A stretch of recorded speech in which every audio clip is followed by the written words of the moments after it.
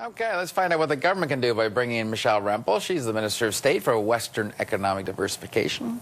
Calgary MP on top of that. Welcome to the show. Thanks for having So me. there's this disconnect. It seems we're growing, but we're certainly not growing fast enough to match what's going on in the world. How can you overcome that gap? How can you pick up the pace? Sure. So a couple of things. Like, I know the report talks about the fact that Canada is punching above its weight in terms of the revenue created by that sector as well as the jobs. We're seeing growth in the sector. Yeah. I think, from 2005, what's important to note is the sector has diversified considerably. So there's more areas for the international economy to be competitive in.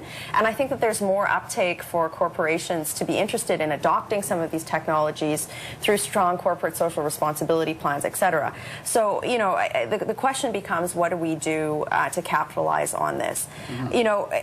Any emerging industry, you see growth, you see sustainable growth when there's receptor capacity for the technology. And we see this as a whole of government approach. And I know that the report's author actually applauded that approach today in some articles that were written about that. What does that mean? That means that, it's not just about how much money do we throw at the problem in terms of, or at the opportunity in terms of subsidy. It's about, where do we have free trade agreements with other countries to ensure that we have market access, which we've done. We have over 40 free trade agreements now. In an all else considered market, what does our corporate tax rates look like? The overall federal tax burden in Canada is now at its lowest point in 50 years.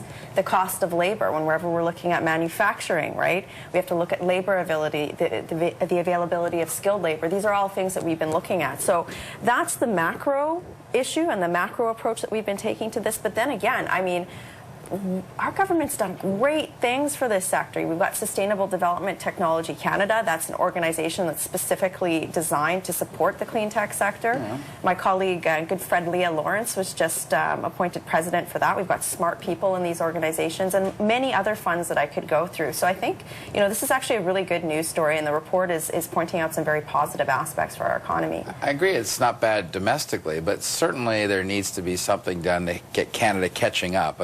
It's pretty precipitous decline in our market share around the world. And we're a country, frankly, that should do some penance for the fact that our oil industry is considered dirty, and that by putting forward clean technology and clean energy, wouldn't that offset our reputation? So what could the government do? It talks about jurisdictional issues. There needs to be better working between provinces and the federal government. Maybe a ministry set up to do that. Is that something that you think could help?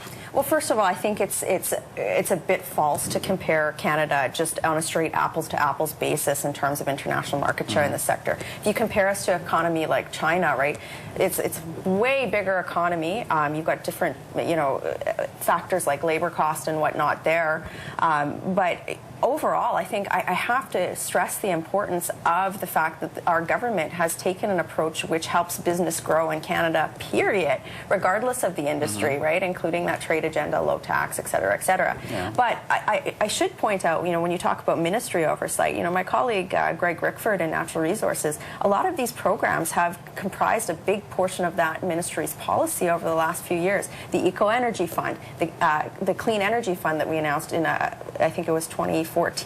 I could go through again all of the investments that STDC has made. My department, we've made investments in clean energy, clean technology demonstration projects, and we're starting to see that work. So, I think again, just to leave your viewers with a sense of the fact that this sector is now, I think, on par with, in terms of job numbers, with the aerospace sector. So it's something that we are punching above our weight in. And as you said, though, where we have policy challenges like climate change and whatnot, the clean technology sector can help address that. Policy can be a market pull for these as well, too. So I think there's a lot of positive things happening in Canada.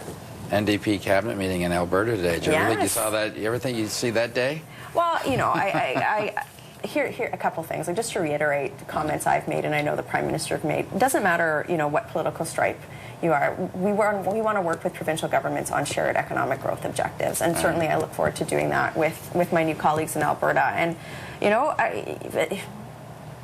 when you're conservative, you don't raise taxes, and I think certainly there's a message sent, right? Yeah. And from a federal perspective, we've lowered taxes, we've made the economy grow in Canada through sound economic policy. You know, people have way more money in their pockets. This wasn't an ad for the federal concerns. I was just curious I've gotta about get it in, that. Dawn, All right, right? I let you get away with that one. All right, thanks, Michelle. We'll see you next Take week. care. Okay.